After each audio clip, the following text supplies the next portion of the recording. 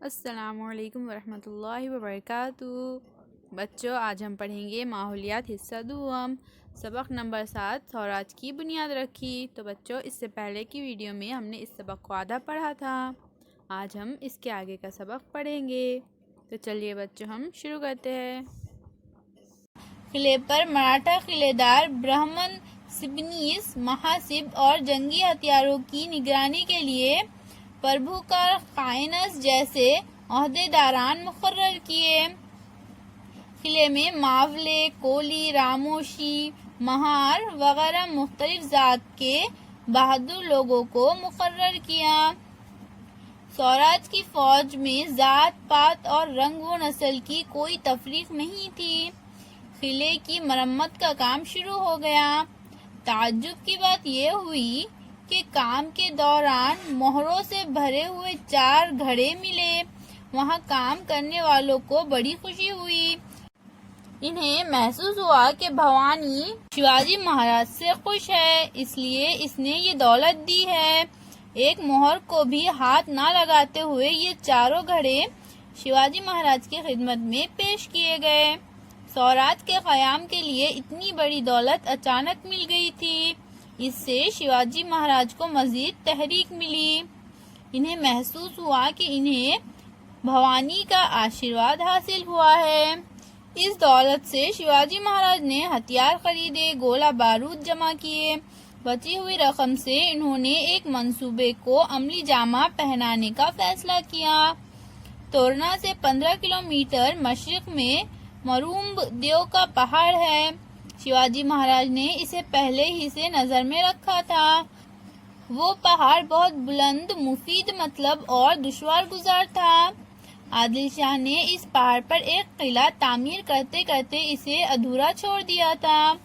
اس قلعے پر زیادہ پہرے دار سپاہی نہیں تھے۔ ان باتوں کو دھیان میں رکھتے ہوئے شیواجی مہاراج نے سوراج کی راجدھانی کے لیے اس قلعے پر قبضہ کرنے کا ارادہ کیا۔ سوراج کی پہلی راجدھانی۔ ایک دن شیواجی مہاراج اپنے منتخب ساتھیوں کو لے کر اس قلعے پر چڑھ گئے اور اس پر قبضہ جما لیا۔ قلعہ تورنا میں ملی ہوئی دولت سے اس قلعے کی مرمت کروائی۔ شیواجی مہاراج نے اس قلعے کو راج گڑھ کا نام دیا۔ دیکھیے بچوں، یہ ہے راج گڑھ کا قلعہ۔ پالی دروازہ، یہ ہے پالی دروازہ۔ قلعے میں سنگ تراشوں نے پتھر تراشے، لوہاروں نے دھوکنی پھونکی۔ قلعے میں معمار، لوہار، بڑھئی، مزدور، بہشتی وغیرہ سارے لوگ اپنے اپنے کاموں میں لگ گئے۔ انہوں نے قلعے میں شاہی محل، 12 محل، 18 کارخانے تعمیر کروائے۔ شاہی تخت بھی بنوایا گیا۔ اس طرح راج گڑھ پر سوراج کی پہلی راجدھانی آراستہ ہوئی۔ سوراج کی جدوجہد۔ شیواجی مہاراج کی سوراج کے لیے 12 ماول علاقے کے کئی قلعے انہوں نے لگاتار اپنے قبضے میں کر لیے۔ سارے علاقے میں خوشی اور جوش و خروش کا سیلاب امڑ پڑا۔ گاؤں گاؤں سے پاٹل اور دیشمکھ شیواجی مہاراج کی خدمت میں آداب بجا لانے کے لیے حاضر ہونے لگے۔ لیکن جس طرح چاول میں کچھ کنکر ہوتے ہیں، اسی طرح ماولوں میں بھی کچھ برے لوگ تھے۔ شیواجی مہاراج کی ترقی دیکھ کر انہیں حسد ہونے لگا۔ انہوں نے شروڑ کے عادل شاہی تھانے دار کے پاس شیواجی مہاراج کی شکایت کی۔ تھانے دار نے سانڈنی سوار بیجاپور روانہ کیے اور عادل شاہ کو شیواجی کی کارروائیوں کی اطلاع دی۔ شیواجی مہاراج کی چالاکی۔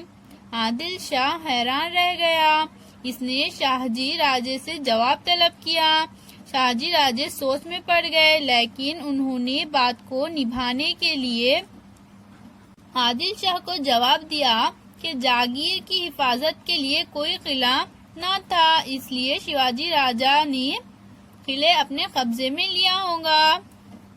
شیواجی مہاراج نے بھی ایک قاصد عادل شاہ کے دربار میں روانہ کیا اور کہلوایا کہ جاگیر کے بہتر انتظامات کے لیے اور عادل شاہ کی بھلائی کے لیے ہی قلعہ حاصل کیا گیا ہے، اس کے علاوہ دوسرا کوئی مقصد نہیں ہے۔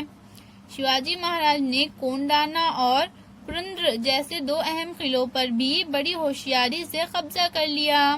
اس کے بعد روہیڈا کے قلعے پر بھی قبضہ کر لیا اور اس طرح سوراج قائم کرنے کی جدوجہد تیز ہوتی گئی۔ اللہ حافظ۔